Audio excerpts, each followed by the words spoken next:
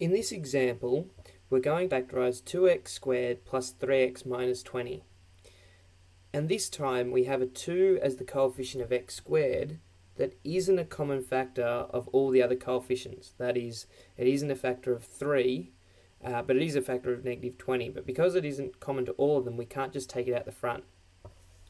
So what we're going to do is just off to the side, we're going to multiply the coefficient of x squared, which is 2, and we're going to multiply that by the plus c value, which is the negative 20. So all up, we get to negative 40. And now what we do is we determine the factors of negative 40. So the factors of negative 40, there's going to be a fair few of them, so we'll just really quickly go through them. So we have negative 1 and positive 40, 1 and negative 40, negative 2 and 20, 2 and negative 20, negative 4 and 10, 4 and negative 10, negative 5 and 8, and positive 5 and negative 8.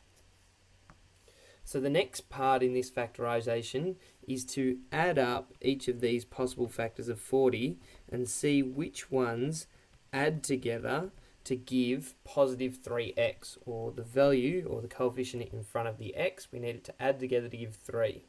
So we won't go through all of them. Hopefully you can do that.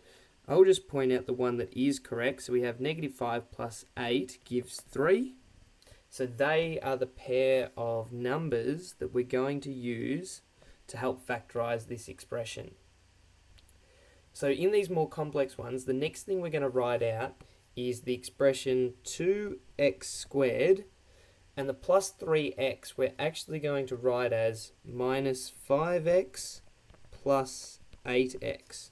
So overall this is the 3x that we want, but we've just rewritten it slightly differently. And then we still have our minus 20, which comes from the original expression. So up next, we're just going to factorise by grouping 2 and 2.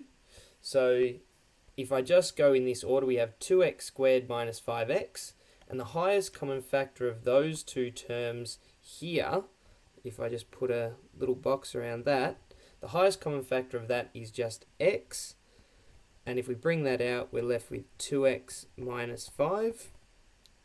And then if over on the other side I do the same thing, so over here we've got plus 8x minus 20, so the highest factor there is going to be 4. So we put 4 in, so positive 4, and then we're going to have 2x minus 5. And then we can see that the 2x minus 5 is common to both of those, so we can in fact write this as x plus 4 bracket 2x minus 5.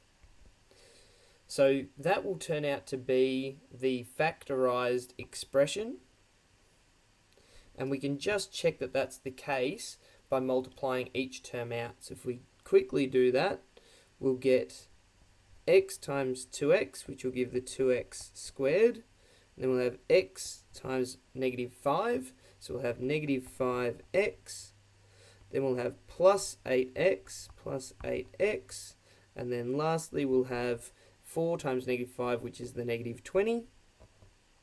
And again, we can see that this and this are like terms to give the 3x. So we have 2x squared plus 3x minus 20, which was the same as our original expression up here. So we know that the factorised expression that was in this black box here was correct.